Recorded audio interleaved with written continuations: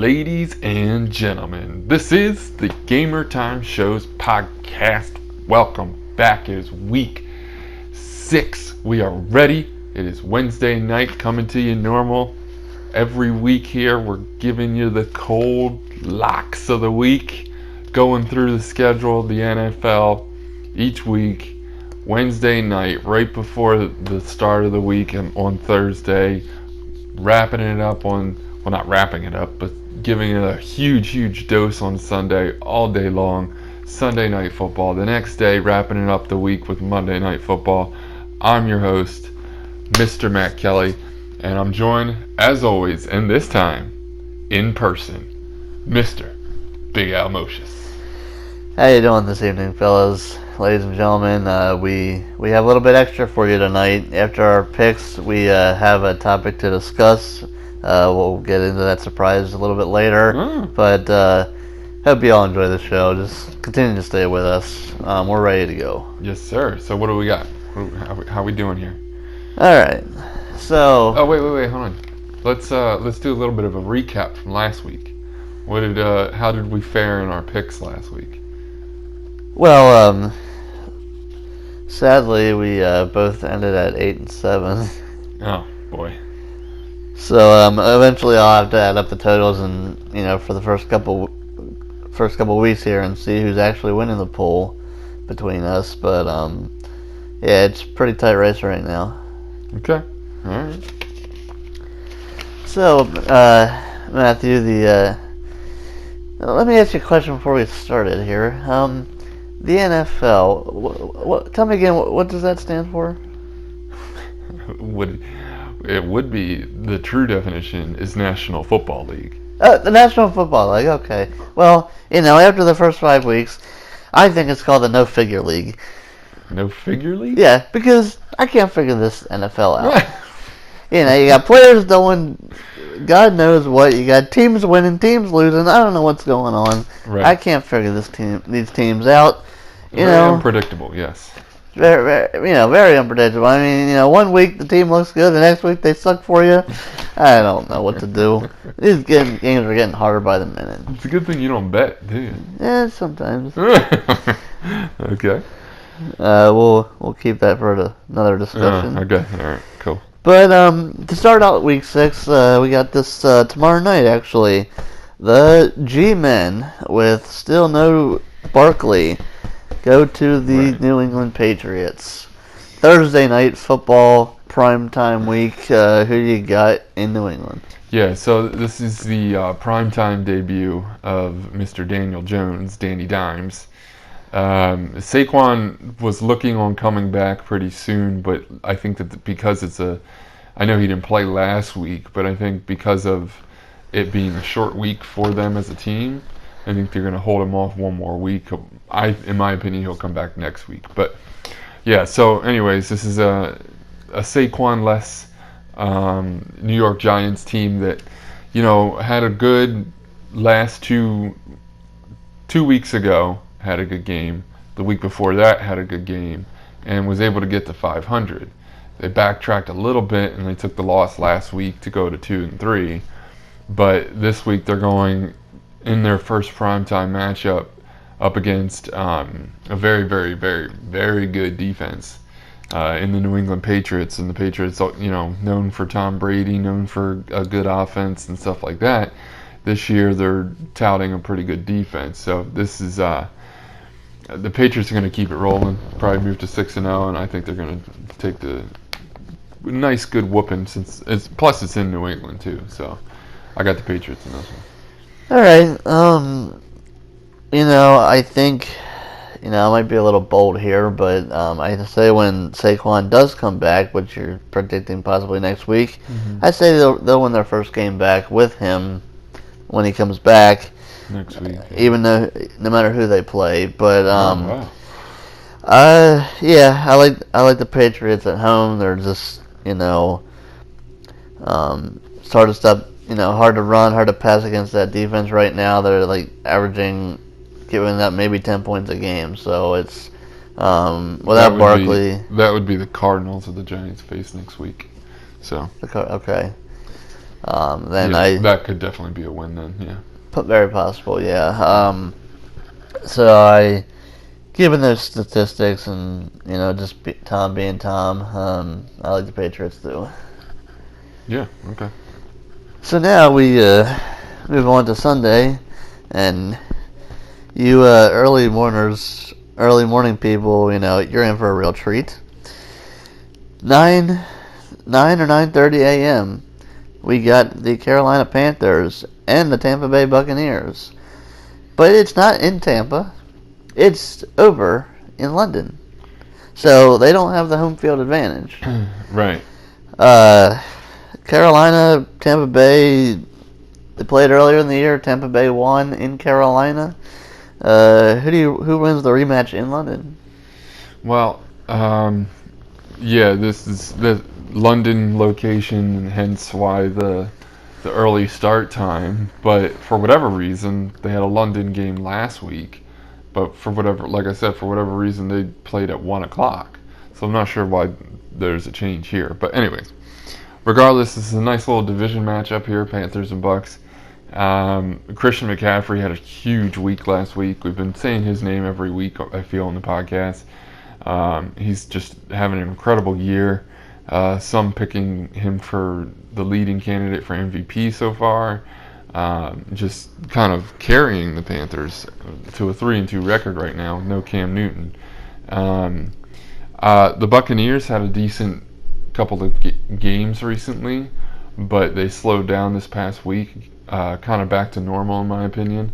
So their norm being less than the Panthers' norm, I had the Panthers winning in London. Yeah. Okay, Tampa Bay won the last matchup, which I think was a little bit of a surprise considering it was in Carolina.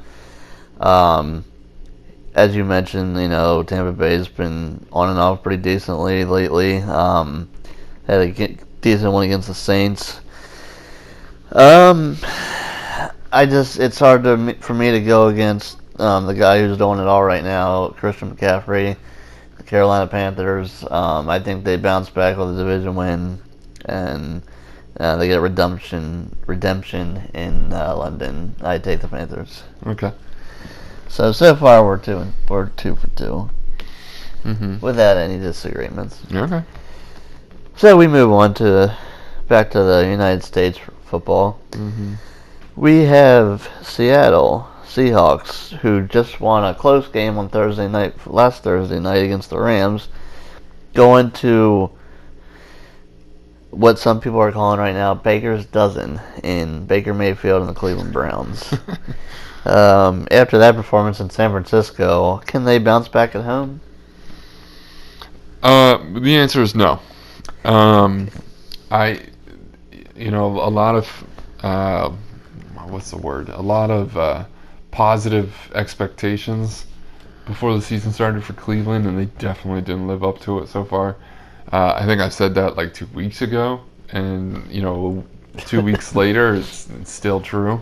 They haven't really been able to kind of right the ship so far, and they're facing off against an incredibly good quarterback in Russell Wilson. So even though they're at home, the Seahawks are having too good of a year to lose to a team like Cleveland.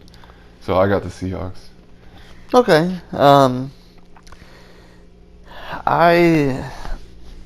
I didn't know where to go with this because I don't think Seattle is as good on the road as they are at home. But Cleveland still has OBJ, and I think Baker just had obviously he had a bad game, but I just think at some point he can turn it around. But with their Seattle's defense, I just don't see it this week. I can see it maybe against Cincinnati or something like that, but right now against Seattle, I'll take them on the road for this week. I like the Seahawks. Yeah. Okay, now we have the Houston Texans, who are traveling to Kansas City, a team who just lost at home to the Colts. Do you see a bounce back home win for Kansas City, or what's going to happen when they battle Houston? I do. I think that Monday night, was that Monday or Sunday? Sunday night. Sunday night. Okay. That game was not what was expected. I think Kansas City was expected to kind of play much better than they did. What was it? They had like 13 points or 10 points or something like that. It wasn't a complete shocker. So I think that they right the ship. A nice 1:00 day game in Kansas City at home. Like, it's just a nice little recipe for success for them, and kind of like home cooking kind of attitude. Texans are a good team though. This should be a lot of points scored, but Kansas City's a better team, better offense, and Patrick Mahomes settles back into what he can be, which is the MVP. And I know there was a little bit of an injury scare in Sunday night's game, but I think from what I'm hearing, he's doing okay. So, I like Kansas City at home. All right. As you mentioned, Houston is a good team, and I still trust Deshaun Watson as the Texans quarterback, and the J.J. Watt, always seems to wreak havoc no matter where he goes. But like I said, considering that loss last week that shocked everybody, I believe they do get back on track as well. It's hard to not pick them at home, so I go Kansas City. Yeah. All right, now we got a battle of unbeatens or unwinnings. Unwinnings, should I say? Misspoke there, but right. This team, they're both 0-5, and someone's got to win. Matt, Washington Redskins at the Miami Dolphins. Oh, who gets the first victory? This is must-see television. Absolutely. It should be on every... this should be the Monday night game. Like, this is ridiculous. Yeah. This is probably infamous for being a Thursday night game for multiple years back, where every Thursday night game was horrible. But this is 0-5 Redskins versus 0-4 Dolphins. This is ugly. This is going to be probably the least watched NFL game of the year, I would have to imagine. Actually, you know what? This would be a good time to put in Haskins if you're Washington. You know what I mean? Going up against a really bad Dolphins team, and it would be a good learning experience, I guess. But I think that the Dolphins are historically bad. Okay. Like, just unreal, awful. So Redskins are bad too, but I think with their coach getting fired and Jay Gruden, and a new coach coming in, well, not a new coming in, but being promoted. Right. I think that they're going to have a little bit of an edge going into the game. I've actually got the Redskins over the Dolphins. So. Okay. Another one could go either way. Well, of course, yeah. Because how we talked about Miami, and I just think that Washington's the better team overall, even though they're both winless. Right. And they got that bad man at running back, Adrian Peterson. Right. So, tough one. Do you think Tua's watching this game? Yeah, he might tune in for a little bit. I mean, I think he's more focused on his performance the day before, but correct. We'll see. So I gotta agree with you, Matt. I'll take the Redskins in this one. Okay. I mean, so far, we're agreeing on everything again. Right. So far. Let's keep it rolling. Now next we got Philadelphia Eagles after their expected win over the Jets at home. They're going into a hard place in Minnesota, and Minnesota just came off a big win. So coming home from Minnesota against this Philly team that is doing well with some injuries. Who do you like in this one? Well, I think that Minnesota, like you said, Minnesota came off with a good win. A lot of offense. They seem to Adam Thielen had a great game, the receiver. I think that the rumor of Stephon Diggs asking to be traded kind of like reset the locker room as far as Minnesota goes, and I think that they came out and played well because of it. A little bit like a chemistry spark almost. But I think that the Eagles are starting to figure it out. I think the Eagles are playing pretty well. They had an easy opponent last week and got the blowout win. But I think that they are kind of figuring it out and kind of like getting back on track from their rocky start to the season. But they're a better team than what they started, and they're a better team than their record at 3-2. I like the Eagles and what they're doing right now. They're starting to come back together as, the Super Bowl favorites or Super Bowl contenders. So I think that they're gonna go into Minnesota and pull the. It's not. I don't think it's an upset. I think they'll get a solid win. Philadelphia. I'm picking. Okay. Our first disagreement. All right. All right. Matthew, I agree with every point you just made. They are starting to come around, but I know I just have a different. If Minnesota would have lost, or even if it was a close game against the Giants, and I would have said Philly, especially like I said, they're playing, like you said, they're playing well throughout all the injuries on defense and some of the offense, but it just. I just need to see more, and I think Minnesota being at home gets that fans riled up and makes Carson Wentz move a little bit. I think the Eagles will establish the run game like they have been the last couple of weeks. Miles Sanders, Jordan Howard. Right. But I think with that Vikings D, I think they'll slow them down a little bit and make Wentz do all the work and find a way to win. So I take Minnesota. All right. Okay. We'll see. Yeah. Now we have the New Orleans Saints, who are surprisingly just keep winning games without their quarterback, Drew Brees. Mm-hmm. Doing it with the backup, Teddy Bridgewater. They're going into Jacksonville country, and, what can they do against that defense? And that incredible quarterback they have down there, Minshew. So Saints at Jags. Who pulls out? So the Saints, since Drew Brees went down, I believe they've won the last 3 games. I believe they won the first week, obviously against Houston, and then Brees went down in week 2, which I think they took the loss in that one. And then ever since then, they've won 3 to make it 4-1 so far on the year.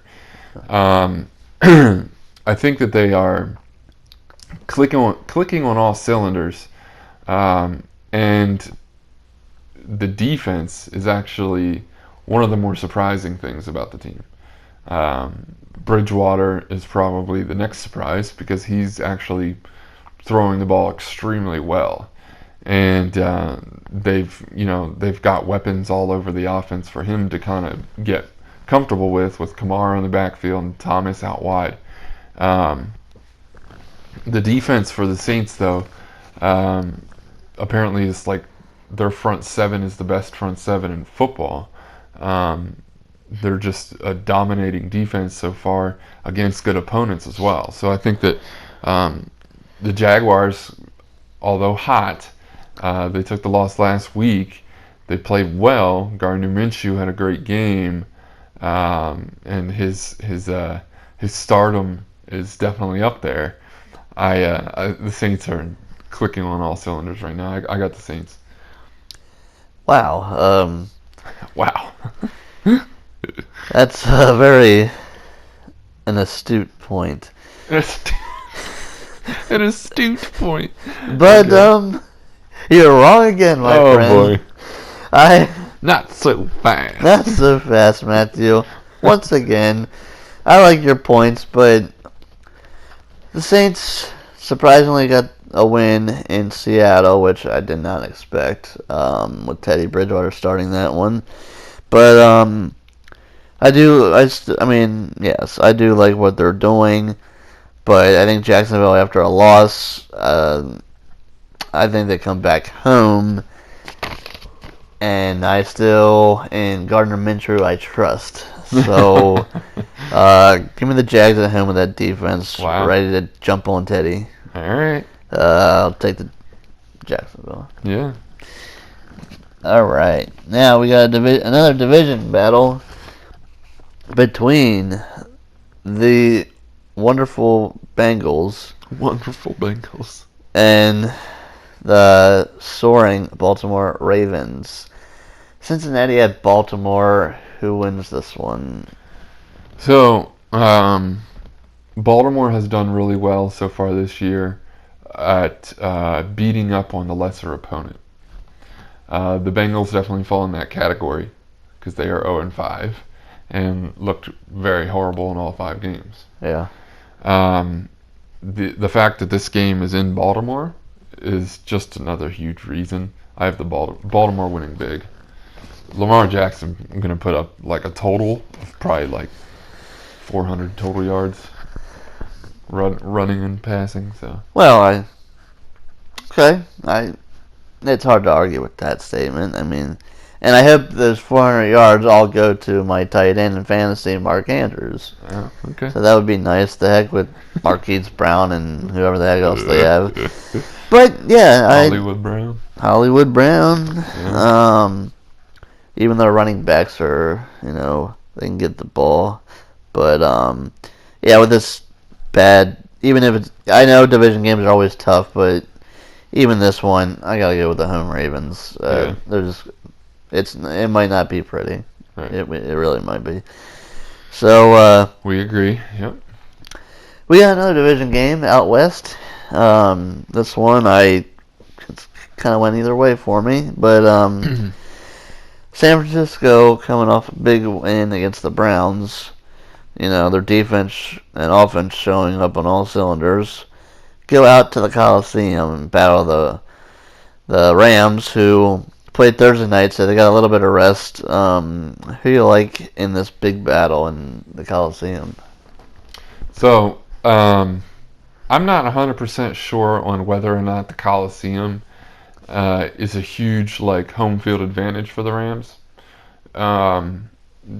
There's definitely plenty of fans, and they fill it up, and it's they're a good team and all that stuff. But I don't think it's that scary when an opponent comes to LA to play the Rams. It's not, other than facing the actual team. It's not like you're going into New Orleans to play in the dome to play the Saints. It gets loud as crap, and stuff like that, or Philly or something. You know what I mean? All along those lines. So the 49ers played really well last week against the Browns, and the Rams are kind of stumbling, really. They've had a couple of odd losses, in my opinion. I feel like they should be playing better than what they are. I think that they get it back on track in this game, though. I think Jimmy G settles back down to earth, I think. He's playing pretty well. So I think he settles back down to kind of mediocre that I think he really is. Folks, I think I sense a disagreement coming on. But I have the Rams winning at home. All right. Well, that sense is might have to save it for a different game. Oh, okay. I do like the Rams as well. All right. The Niners, they got the big win against Cleveland, and apparently what I heard, they were provoked in the beginning of the game, so that's what gave them extra motivation. Okay. The whole Planting a flag. Fake plan of the flag Yeah. on Baker, Right. Sherman and the boys got revenge. Thank gosh, I'm 4-1 in fantasy now, thanks to that. But so the Niners did show, even if it was against the Cleveland Browns, they did show some very positive upbringing. So I don't think it'll be an easy win for the Rams, but I think they do hold on. I just need to see a little bit more from the Niners before I make them, really contenders right now. So I like the Rams. Okay. Now, I talked this over with a coworker of mine, and He thinks I'm almost mentally crazy, but we have the Atlanta Falcons flying into the desert and the Arizona Cardinals. Murray versus Julio Jones and the high-powered offenses. Who do you like? I am going with the Cardinals to win at home. Yeah, I know. They just got their first win of the career for Kyler Murray.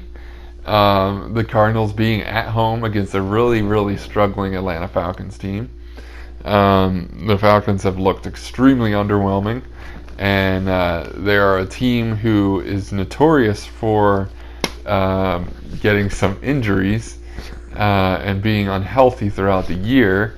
So I think that they are unreliable as far as health.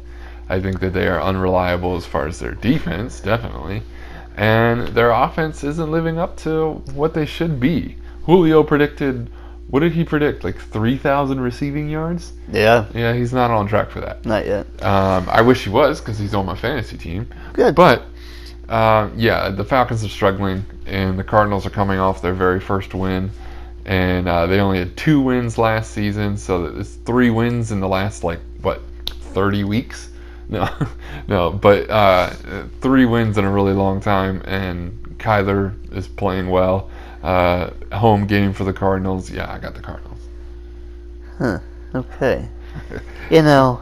So am I on the side of your coworker? Yeah. Apparently I'm not that crazy because you happen to agree with me. Oh, wow. Okay. I'm going to the Arizona Cardinals. Wow. At home. Nice. I understand it's Atlanta, and my gosh, they have offensive talent everywhere, but they're just not winning. Right. I just don't understand it. Exactly. And, last year they were so close without all the injuries. They were so close to a playoff team. I don't get it. So, honestly, I don't think the Cardinals that much better. And I think they will give up some points to Julio this week. Yeah. So hopefully he gets some points there. That Cardinals defense is still pretty bad. Right. Yeah. So I think Matt Ryan can figure them out a little bit. Right. That's why I almost went with them. But for some reason, it's a trap game. I'll take the Cardinals. Okay. Well, now we go to the Mile High City. I believe your favorite place, Denver, Colorado. Yes, sir. Where the home Broncos will be hosting the Tennessee Titans, who are Tennessee Titans. Yes, Tennessee Titans, who are up and down. It's like a roller coaster for them this year. Mm-hmm. Win some, lose some. You see them win in Denver? This is a tough one.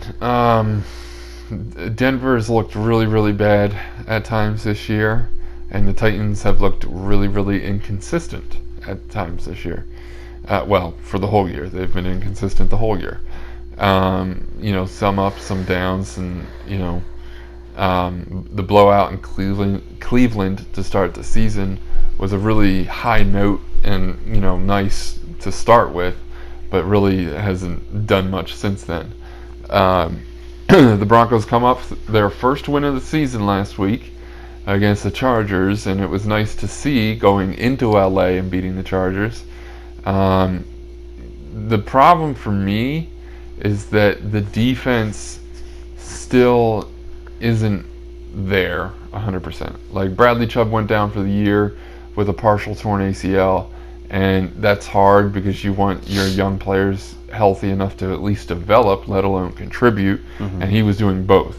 He was developing well, and he was contributing with a bunch of sacks and stuff like that. But so I think that Denver's defense is kind of not what they should be as far as expectations. Their offense is kind of very vanilla. I like what Phillip Lindsay is doing. He's playing really well, but and Courtland Sutton's coming on too. He's another nice young piece, but I think. I still can't decide. I think I'm just going to leave it up to the home team, and I'm going to go Denver. Mariota, you can't trust him. just very up and down, like I was saying. So I'm just going to go with the home team. I'm going to go with Denver. Okay. Get their second win. Okay.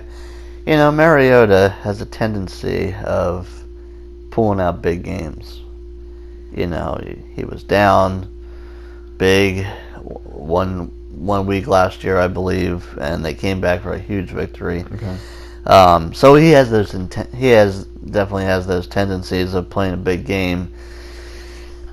But I think the air quality in Denver gets to him a little bit. The air quality. And I see him falling in this one. As you pointed out, Denver's not what they can be on defense without Bradley Chubb, but I think and Denver has been losing really tight games lately, except for this last one. But somehow they find a way to pull this one out. Okay. Give me the Broncos. All right. Now, Matthew, I need you to listen up because this next game, you need to be very careful in how you answer this game. Oh. America's team, the Dallas Cowboys, who are 3-2, tied for first place, are going back to New York to battle the Jets. Do you see an upset now that Sam Darnold. Sam Darnold, Yes. thank you, is back at quarterback now, or is this just another bad game for the Jets? Dallas Jets. Who do you like? Jets, Jets. No, I'm just kidding. The addition to their franchise quarterback returning from mono, Sam Darnold, is a very nice upgrade. Yes, definitely over Falk. But don't think it's enough. I think that the Dallas defense shows up to what they have been to start the season.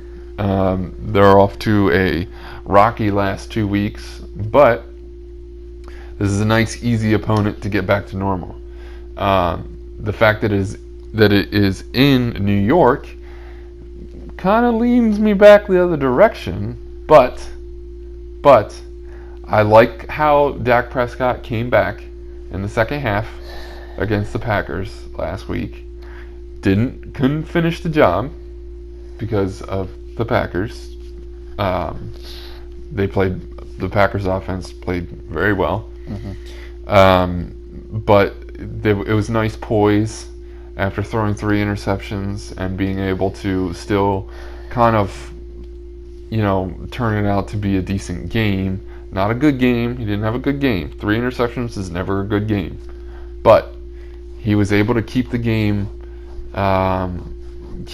close and keep it from being a blowout. So I like the fact that he was able to do that. I think that they need to kind of figure out what's going on with Zeke, because I feel like Zeke has been quiet. I think that this is a defense that they should be able to run all over. So I see more of a big game for Zeke than I do Dak, but I see the Cowboys defense being the main factor in all of this and getting back to kind of a normal. So I like the Cowboys over the Jets, but I don't think that they blow them out. This is not a blowout. I see about a 2-touchdown win. I would say like 35-21, 35-17, something like that. Okay. Yeah, smart pick there, Matthew. I'll let you keep your day job. I wasn't happy with how the Cowboys defense showed up against that bad man Aaron Rodgers. And I understand it's Aaron Rodgers, but the Packers are a little bit different than the Jets, and I think Dallas loves sometimes to be on the road, just as underdogs, even though they're not underdogs in this game.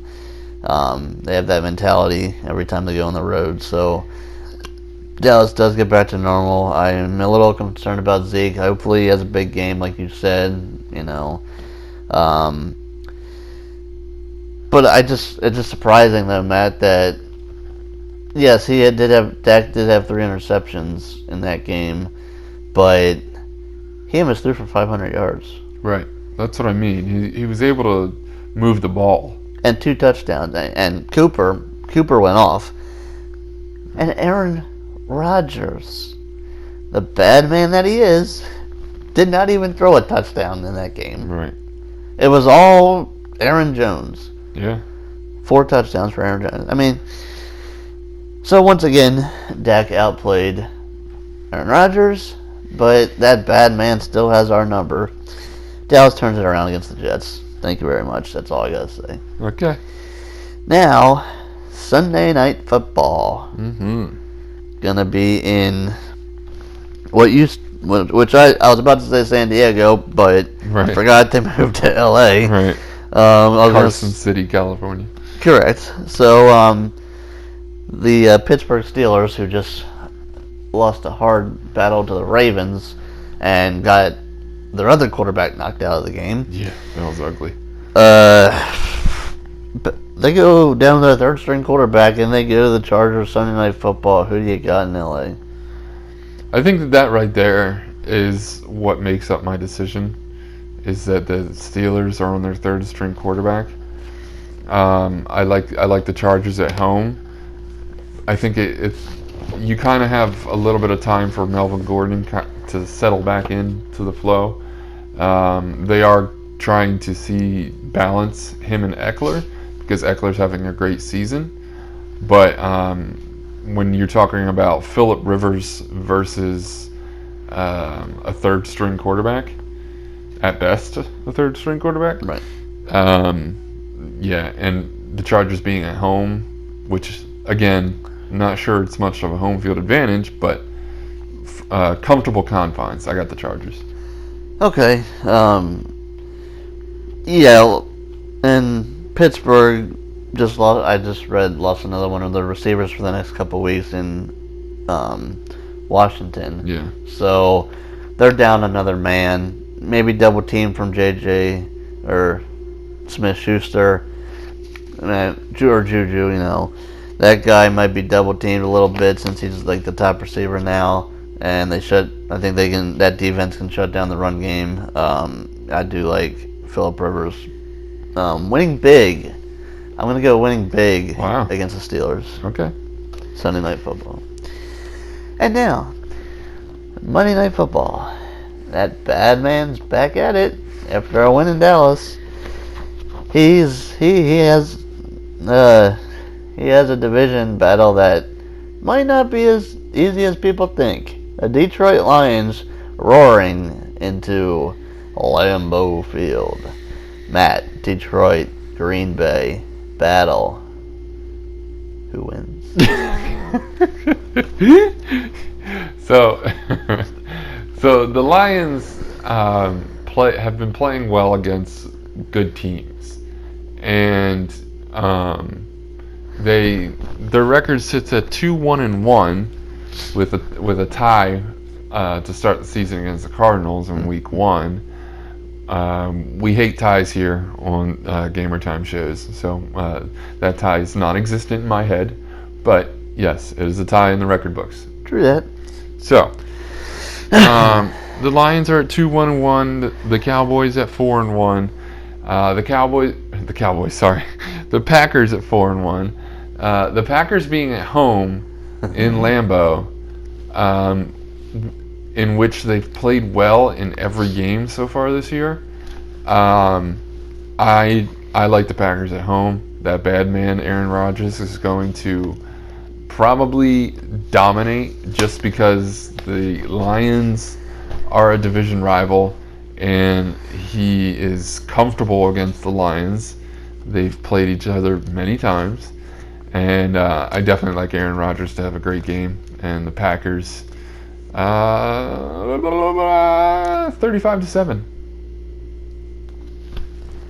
Okay. Matthew, what's Detroit's team name?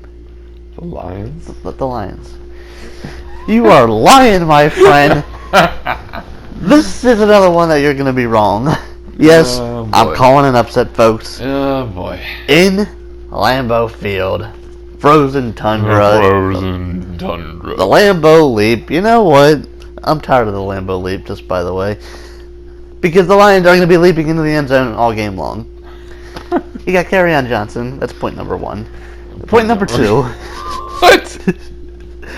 Point number two, you got one of the most youngest talented wide receivers in Galloway I've ever seen. And that's behind a Matthew Stafford who can still throw the ball. I'm sorry, folks, but Aaron Rodgers might have a good game on offense, but he can't play defense. Isn't Stafford like notorious for losing the quarterback versus quarterback battle whenever he has to face Rodgers? Like Rodgers, like one-on-one, like Rodgers completely dominates Stafford. I'm pretty sure if you look at the stats, it's like you don't have the stats in front of you. Is that what I'm saying? It's okay. You continue what you're saying. I'll look it up. Okay. Well, I think you're lying about that too. But maybe I'm wrong. I've never been wrong. I can be wrong. But anyway, I just, sometimes you just have to go for the upset pick, and I just have a weird feeling about this game. Division, like you said, they know each other, and I believe, who's the Lions head coach? The big bearded guy. From I can't remember. New England? Yes, yeah. Okay, so New England's played Green Bay a lot in the last couple of, so he knows how Rodgers can work. He's going to get that offense going. I don't know much about his defense to slow Aaron Rodgers down, but he's going to get that offense going. It's going to be a big upset in Green Bay. Case closed. Thank you very much. Case closed. Oh, jeez. Let me know if you find those stats, but yeah. So you had another category.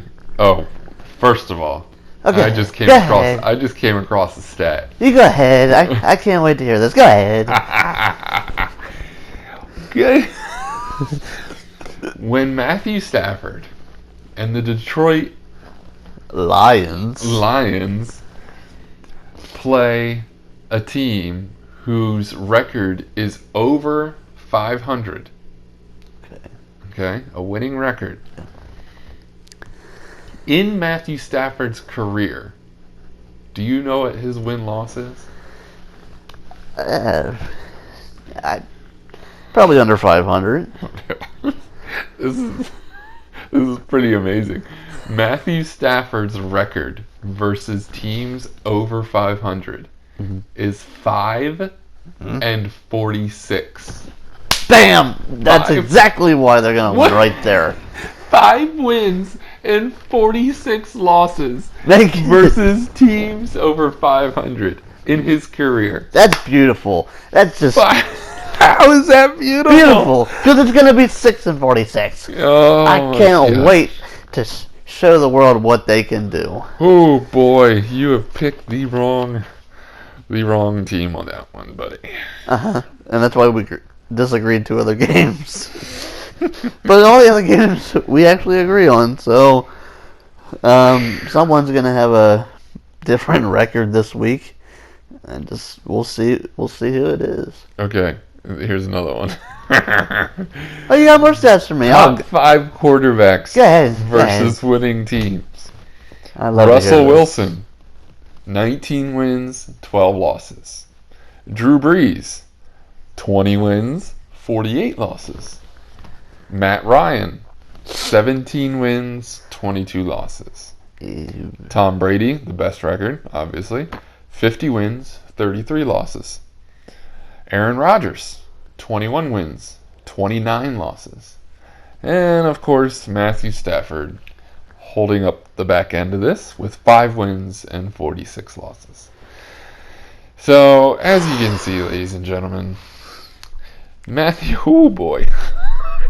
Okay, and we just talked about this. Yes. This game is in Green Bay, correct? I believe. So Matthew Stafford will be on the road. out of that 5-46 record, Uh-huh. the road record for that same category, Yeah. 1-25. 125. One win on the road versus an above 500 team. Well, All of these are in the category of these stats that I'm explaining. They are playing a 4-1, which is above 500 record for the Green Bay Packers, and they are on the road against a very good quarterback. okay, thank you. I can do math. Thank you. Listen, all these stats, Oh boy. I think they don't mean crap. Oh. But you make valid points. Yeah. I'll give you that. Yes. I'll give you that, Kelly. You give valid points.